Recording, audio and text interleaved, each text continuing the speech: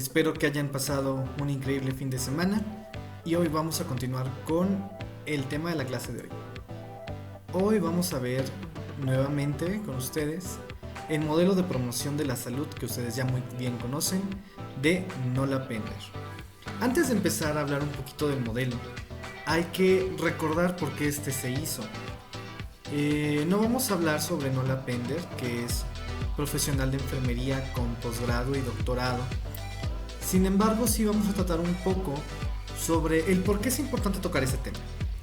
De inicio, todos nosotros sabemos que implementar conductas que promuevan una vida saludable, pues es un poco difícil.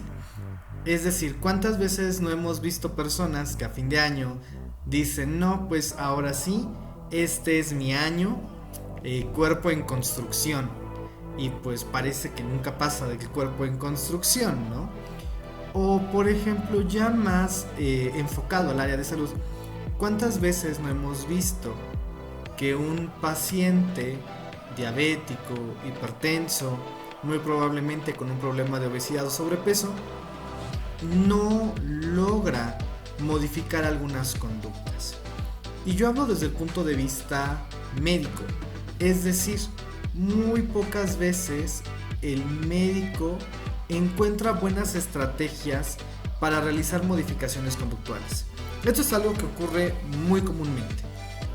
Un ejemplo podría ser en este momento cómo nosotros vamos a modificar las conductas de las personas para prevenir o disminuir el contagio del COVID-19. Entonces, si nos damos cuenta, la gran mayoría de las estrategias no logran ese objetivo. Evidentemente es muy distinto hablar de una gran cantidad de personas a solamente enfocarnos a las modificaciones conductuales de una sola persona. Sin embargo, pues Nola Pender se encargó de estudiar el por qué las personas hacen esas modificaciones conductuales, y el resultado de esta investigación pues fue su modelo de promoción de la salud, que es el que vamos a analizar en este preciso momento. De inicio, ya sabes cuáles son los propósitos de aprendizaje de la clase de hoy. Número 1. Tú deberás explicar el modelo de promoción de la salud, es decir, poder decir punto por punto cómo es que este modelo explica esas modificaciones conductuales.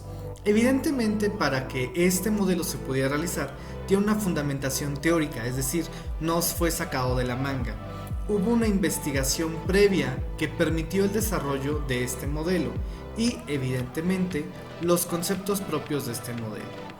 En una etapa inicial, lo primero que debemos hacer es explicar este modelo, lo que implica que tú sepas qué es, cómo se hizo, para qué sirve y, más específicamente, cómo yo lo puedo aplicar, que es precisamente el siguiente propósito de aprendizaje, porque tú bien sabes que en esta clase tienes que realizar un proyecto de intervención educativa en salud, y pues este modelo de promoción a salud de Nola Pender será el eje rector para esta modificación conductual. Es decir, otro propósito es que tú apliques el modelo de promoción de la salud de Nola Pender como base o fundamentación teórica para el desarrollo de tu intervención educativa en salud. Y pues vamos a iniciar. Todo inicia desde la observación de una persona que desea modificar sus conductas para ser saludable. Lo más común es que hagamos, o al menos la gran mayoría de los médicos, y me incluyo, que muy probablemente así empecé a hacerlo cuando recién egresé de la carrera, es que le decimos a un paciente, no esto, no lo otro, no aquello, no. Y el paciente, cada vez que escucha la palabra vas a hacer dieta o vas a ir con el doctor porque tienes problemas de colesterol, triglicéridos, etcétera y demás, los pacientes mentalmente dicen, no quiero ir con el médico porque me va a prohibir todo esto.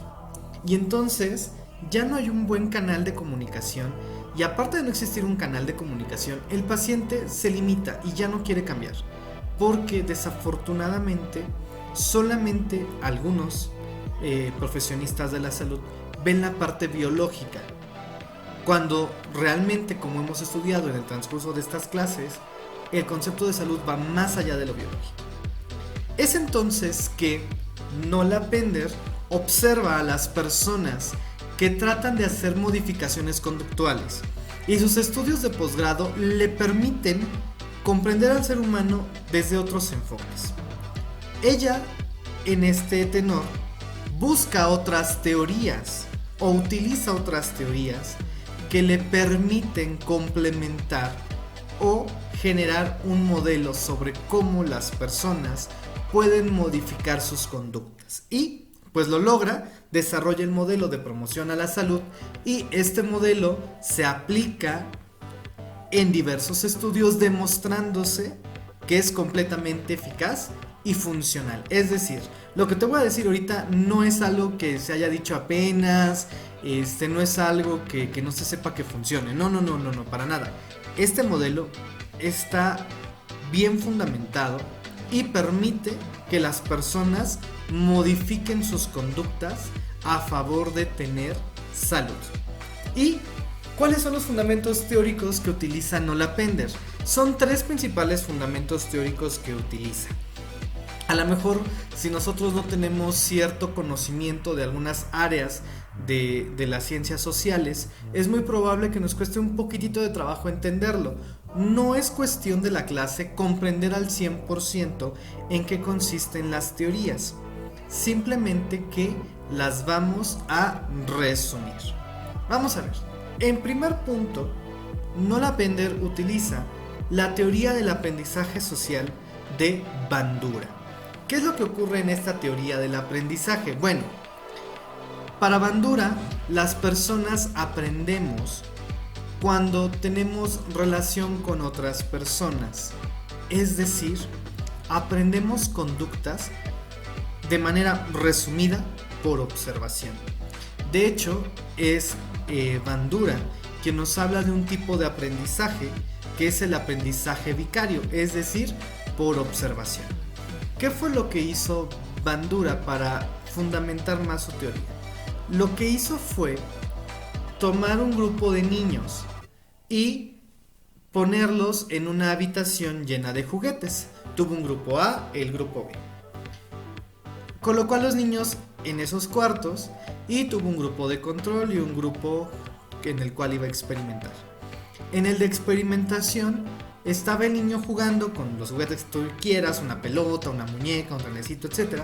Pero dentro de esa habitación había un payaso.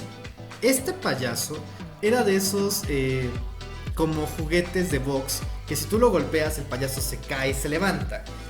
Tenía esa característica este payaso. Entonces, ¿qué pasaba? Entraba el adulto, golpeaba a ese payaso y lo golpeaba. El niño veía cómo el adulto golpeaba al payaso y luego el adulto era retirado del escenario, mientras se mantenía en observación al niño. ¿Qué ocurrió? El niño aprendió la conducta agresiva y empezó a golpear al payaso.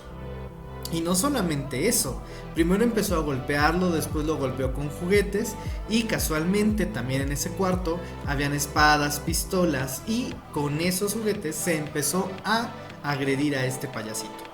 ¿Qué fue lo que ocurrió? Bandura con esta observación determinó que nosotros aprendemos conductas por observación. Y esto es muy importante en la teoría de Nola Pender, porque de cierta manera todos copiamos un patrón de conducta. Es normal que nosotros veamos familias donde todos son gorditos y bonitos, dirían las caricaturas, ¿no? Pero no es porque, algunos puede ser por la genética, no descarto esa parte biológica. Sin embargo, la gran mayoría de estas personas duplican conductas, y muchas de estas conductas son conductas de alimentación. Ahora bien, también dentro de la teoría del aprendizaje social existe un concepto que es pilar en esta teoría, que es la teoría, el concepto de autoeficacia. ¿Qué es la autoeficacia? La autoeficacia es la percepción de qué tan bueno o malo soy ejecutando una acción. Y esto tiene que ver con nuestras experiencias previas. Por ejemplo, algo que ocurre mucho, o me ocurría porque ahorita no lo he visto, porque obviamente estamos en clases en línea, es que la gran mayoría de mis estudiantes, si es que alguno los ve por acá y lo ponen en los comentarios, cuando llegaba con los exámenes escritos, todos empezaban casi a gritar, así de no, ¿cómo cree? No sea malo con nosotros. Algunos empezaban con ansiedad, empezaban a hiperventilar, empezaban a sudar. ¿Y qué pasa? Digo, ¿pero qué ocurre? O sea, es solo un examen.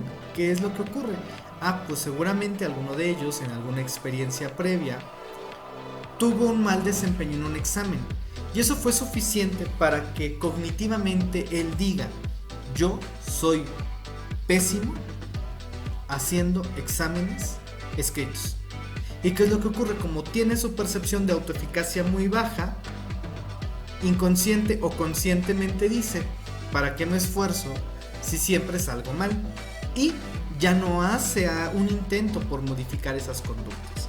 Entonces aquí la percepción de autoeficacia, que repito, es la capacidad que nosotros, o la percepción de capacidad que nosotros tenemos al ejecutar una acción es muy importante para realizar modificaciones conductuales. Porque evidentemente si yo sé que soy bueno haciendo algo, pues lo voy a hacer y muy probablemente el resultado sea satisfactorio. Este es un primer pilar. Ahora bien, otro pilar que utiliza Nola Pender es el modelo de valoración de expectativas de la motivación humana de Feeder. ¿Qué es lo que ocurre aquí? Aquí lo que se da cuenta Nola Pender es que nosotros necesitamos un qué, un motivo para realizar un cambio, ¿sale? O sea, debemos tener ese algo que me hace querer modificar una conducta. Por ejemplo, cuando una persona, o más bien cuando tú quieres ligar a tu crush, pues hasta te levantas temprano, usas tu mejor camisa, vas al gimnasio, etc. Porque hay un motivo por que tú estás persiguiendo, ¿no? Pero aquí hay algo interesante de esta teoría que es importante para Nola. Es que nosotros hacemos modificaciones conductuales que tengan que ver con que sean económicas. Esto es muy importante. ¿A qué se refiere esto?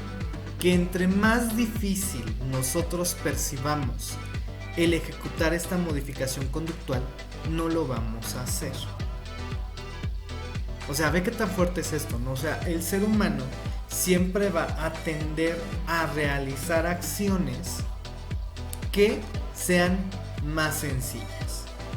Por ejemplo, si tú quisieras dejar de tomar a lo mejor refresco, convendría que tuvieras cerca de tu habitación una jarra con agua, y que si tú quisieras tomar refresco, considerar que no está en tu casa y que tengas que ir muy lejos a comprarlo, y a lo mejor si tú quieres sacar tu dinero, pues tu dinero lo tengas guardado en otro lado. ¿Qué es más fácil? Es más fácil tomar el agua porque está cerca, a que tú hagas una secuencia de pasos para tomar refresco. Es decir, como que te vas poniendo barreritas para que sea más difícil de ejecutar una acción. Entonces, ¿qué es lo que ocurre? Cuando nosotros queremos hacer una modificación en una modificación conductual, tomando en consideración la motivación, muchas veces el generar un cambio positivo nos conlleva cierta pérdida de energía. Es entonces que optamos por hacerlo más fácil. Es decir, que es preferible que te levantes temprano para hacer 20 minutos de caminata, o que te quedes acostado 20 minutos perdiendo el tiempo en el Facebook, ¿no? Entonces, esto es una teoría en la cual se fundamenta el modelo de promoción a la salud de Nola Pender. Ahora bien, el modelo de la creencia de la salud es algo muy similar al modelo de Nola, solamente que acá hay una pequeña diferencia. Insisto, no vamos a meternos de lleno. Solamente que el modelo de creencias de salud utiliza castigos o utiliza el miedo para que las personas modifiquen su conducta. Es decir, no tome azúcar, porque si va a tomar azúcar se va a volver diabético, y si se vuelve diabético le sacamos la fotografía del pie amputado, le van a amputar el pie, ¿no? Yo utilicé esa forma de enseñanza o de modificar conductas una ocasión. A veces es muy funcional, pero conlleva conflicto, ¿no? Entonces, aquí la motivación en el modelo de creencias era una motivación negativa, es decir, algo que yo no quiero lograr. Es decir, si yo no hago la modificación, me va a pasar esto. Es más como consecuencias negativas o de pérdida en este modelo de creencias. Entonces, ¿qué es lo que hace Nola Pender? Nola Pender toma todos estos fundamentos y genera un modelo que nos permite explicar cómo es que los individuos generan esas modificaciones conductuales. ¿Ok? Entonces, rebobinemos. El modelo de promoción a la salud de Nola Pender nos permite entender cómo las personas modifican su conducta a favor de hábitos saludables. Eso es lo que hace el modelo. Este modelo toma en consideración teorías del aprendizaje social, teoría de la motivación y modelo de creencias de la salud. Se interrelacionan estas teorías o estas vertientes teóricas y tenemos entonces el modelo de promoción a la salud que te voy a presentar ahorita. Se ve un poco complejo el modelo de promoción de la salud, pero realmente es sencillo. De inicio yo quiero que observes que tenemos 3 columnas. Una primera columna que se denomina características y experiencias individuales. Una segunda columna que se llama cogniciones y afectos específicos de la conducta. Y una tercera columna que se llama resultado conductual. ¿Qué significa cada una de estas columnas? La primera columna nos habla del individuo. Es decir, en esta primera columna vamos a identificar las características de la persona o sujeto que voy a estudiar, tanto en su perfil biológico, psicológico y sociocultural, así como sus experiencias.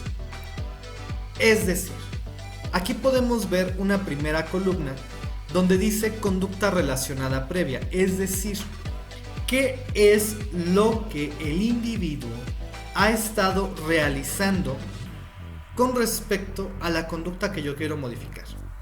Por ejemplo, si habláramos de una persona que desea modificar su peso, porque a lo mejor tiene obesidad, a lo mejor tiene obesidad mórbida, y si yo le rasco un poquito a la historia clínica de mi paciente, yo voy a dar cuenta que este paciente tiene una conducta relacionada en la que come a cada ratito, en donde a lo mejor no tiene una conducta relacionada, donde su dieta no es balanceada, porque eso es lo que esta persona ya tiene de fondo o ya tiene de historia.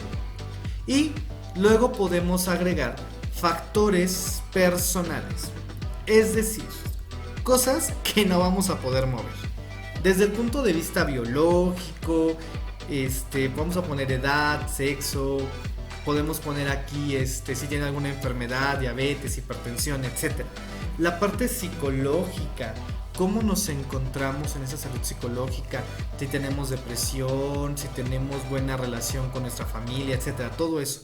Y sociocultural, que esto es algo que desafortunadamente no hemos podido terminar de comprender la gran mayoría del personal de salud.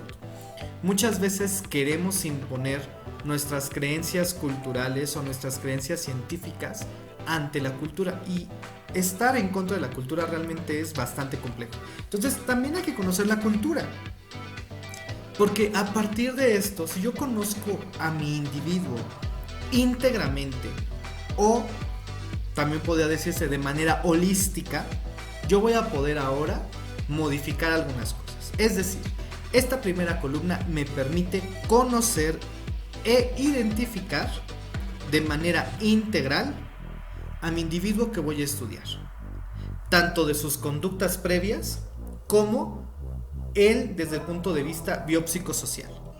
Ahora bien, la segunda columna, que se refiere a las cogniciones y afecto a cierta conducta, son áreas donde nosotros, personal de salud, específicamente enfermería, que es el rubro o el eje sobre el cual se desarrolla la teoría, son las áreas donde podemos ejercer modificaciones. Es decir, yo no voy a modificarle la genética a mi paciente. Yo no voy a poder modificarle el aprendizaje que ya tiene de antes.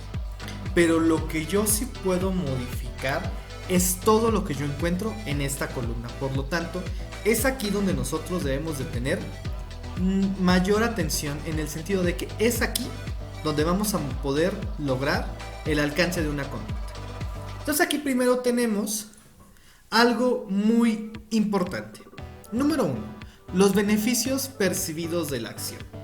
Es decir, si una persona que quiere bajar de peso ve los beneficios a perder ese peso, o a lo mejor esta persona ni siquiera se ha dado cuenta de los beneficios de perder de peso, yo voy a mostrarle, es que por ejemplo, si usted baja de peso, va a bajar su presión arterial, y si su presión arterial baja, es posible que usted deje de tomar alguno que otro medicamento que está tomando. Entonces, ahí hay un beneficio económico. Si usted baja de peso, es posible que usted ya no compre tanto medicamento y su bolsillo se mantiene más saludable. Eso sería, por ejemplo, un beneficio percibido de la acción. Creo que no hay mayor explicación. Son los puntos positivos que la persona o individuo identificará si logra modificar determinada conducta. Ahora bien, las barreras percibidas de la acción precisamente son aquellos peros que los pacientes nos ponen cada vez que queremos modificarles algo. Por ejemplo, a mí me ha tocado pacientes que dicen, no doctor, es que comer bien no puedo, es que cómo voy a poder comer yo bien y saludable 3 veces al día si me tendría que llevar mi comida y no hay comida saludable por donde yo trabajo. Y yo así de, no se preocupe, es que puede cocinarse. Sí doctor, pero ¿cómo voy a cocinar todos los días? Entonces, ellos ahí tienen una barrera. Y lo que nosotros tenemos que hacer como personal de salud, evidentemente, es abrir esa barrera. Mostrarle al paciente que hay formas de poder brincar esta barrera.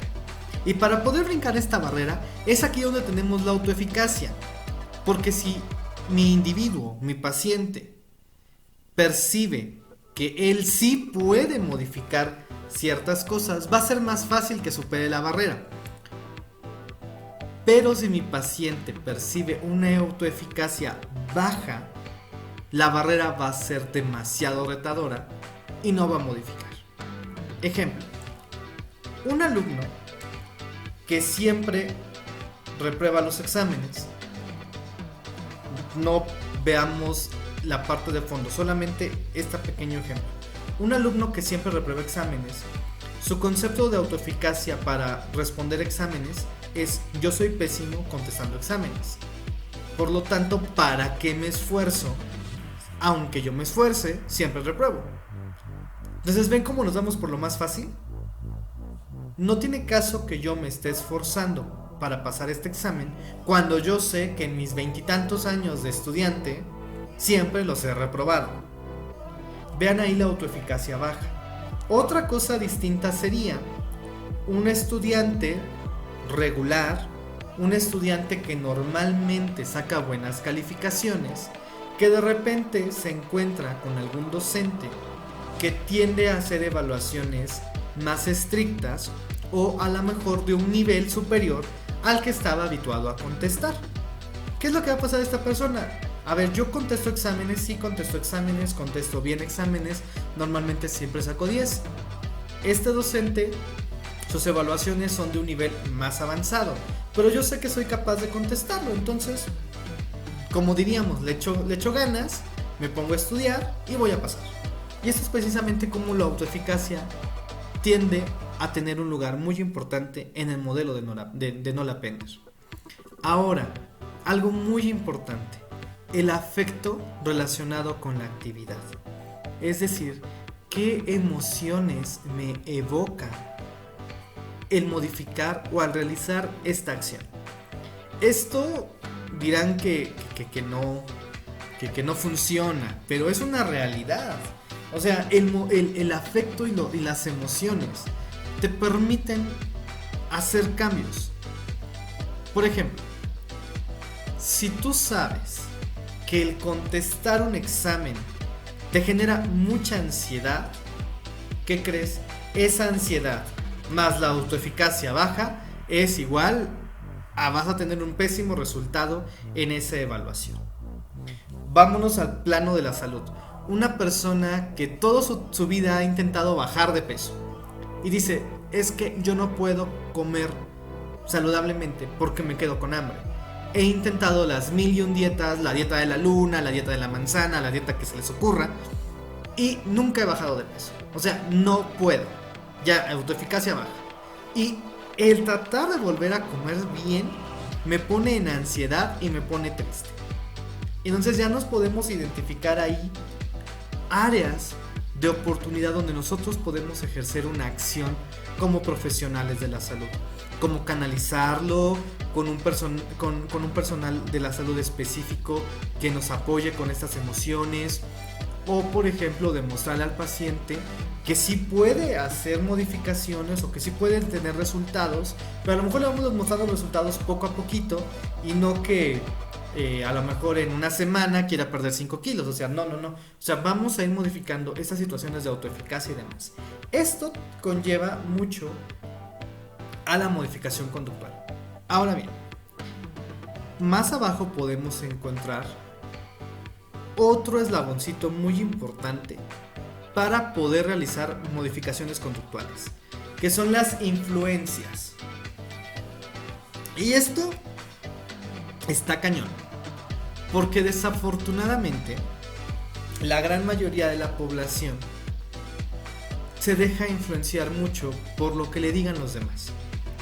Entonces, si mi paciente, por ejemplo, quiere bajar de peso, pero en su familia toman Coca-Cola siempre y le dicen, no, pues tómate la coca, no seas payaso, no seas no sé qué, o sea, esta vida se vino para disfrutar.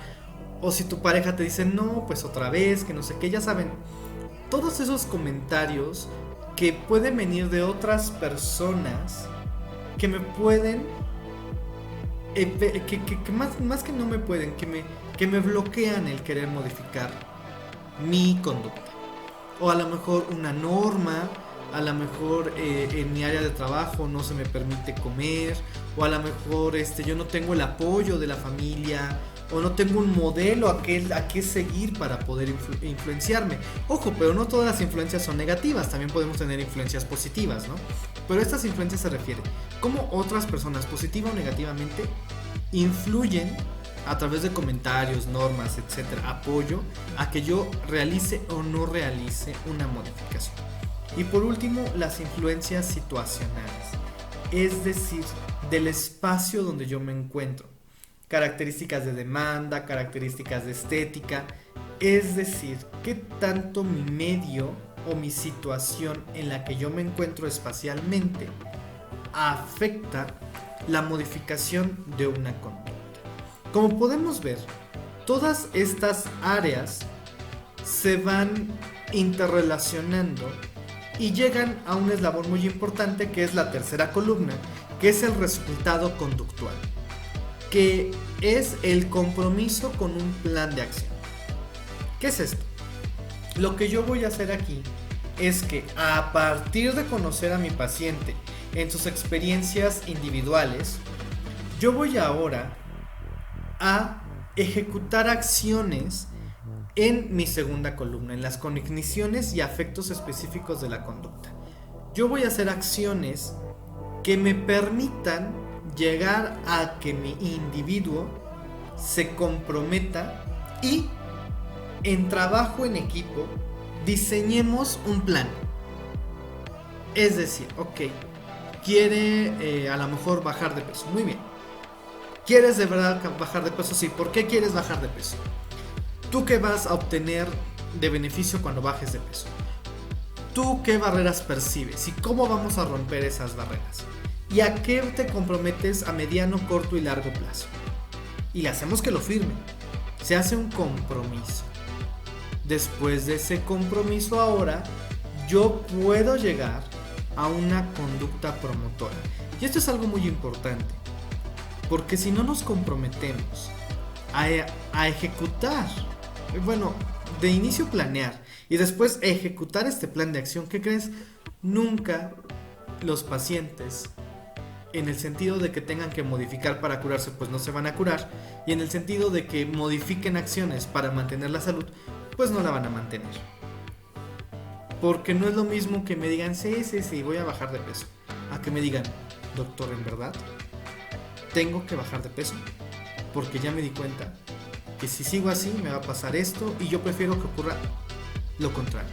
Entonces este compromiso es muy importante y por eso va esa secuencia. Sin embargo, a veces también hay otras situaciones que pueden provocar que mi conducta se ejecute o no, que son las denominadas demandas y preferencias contrapuestas inmediatas. ¿Qué son estas? Son acciones o son conductas que mi paciente puede realizar porque sean más sencillas de hacer. Y tenemos las conductas de demanda, que son las de bajo control, es decir, donde mi paciente no puede decidir para hacerlas. Por ejemplo, imagínate que tú estás bajando de peso, que no sé qué, y de repente llega el jefe y dice, pues todos van a comer, ¿no? Y casi de diablos, ¿cómo voy a ir en contra de mi jefe? Porque si voy en contra de mi jefe, puede ser que ya no me promueva, puede ser que piensen que esto, es decir, te das cuenta, o sea, ya no lo tienes bajo control, o a lo mejor que desafortunadamente te mandan a otro lado y tú dices, chin, pues yo tenía que estar aquí en casa para cuidar a mi papá, y ahorita ya me mandaron a otro lado y pues ya no lo puedo cuidar, ¿no? Entonces son situaciones de acción o conductas que yo no puedo dejar de realizar y que desafortunadamente me desvían de mi conducta promotora de salud. Mientras que las de preferencia es ahí donde nosotros tenemos toda la responsabilidad sobre si las ejecutamos o no las ejecutamos. Por ejemplo, si a nosotros tenemos, repito nuevamente el ejemplo, estamos bajo la situación de querer bajar de peso y resulta que se nos atraviesa determinado chocolate, determinado dulce, y ese es tu dulce favorito, y tú así de comerme mi verdura a comerme mi dulce, pues mejor me como mi dulce. Entonces, estas son conductas que yo sí puedo controlar y que desafortunadamente tienden a ser más fáciles que mi conducta promotora de salud. Es entonces que, gracias a la identificación de todos estos aspectos, es que nosotros vamos a poder generar o tener una conducta promotora de la salud. Y si te das cuenta, esto cambia radicalmente de cómo de manera normal, por no decir tradicional, cómo de manera tradicional el personal de salud quiere modificar conductas de las personas. Y nada más les decimos, pues deje de comer pan. Y a lo mejor no podemos ver todo el panorama completo. Como dicen en muchas películas, estamos viendo demasiado cerca. Tienes que alejarte un poco para poder ver todo el cuadro completo. Y viendo el cuadro completo, es ahora sí donde podremos identificar dónde yo puedo accionar para modificar una conducta. ¿Sale? Y de esta manera, en resumidas cuentas, es lo que es el modelo de promoción de la salud. Todo esto pues no me lo inventé, todo salió de las siguientes referencias. Puedes checar esas referencias, te las escribo también aquí abajo. Revísalas si es que necesitas profundizar un poco más. Y pues en el caso de esta asignatura, pues la actividad que se te propone es que tú busques en ti algo o una conducta que tú quisieras modificar en cuanto a tu salud. No sé si quieras bajar de peso, si quieras hacer ejercicio, no sé, algo.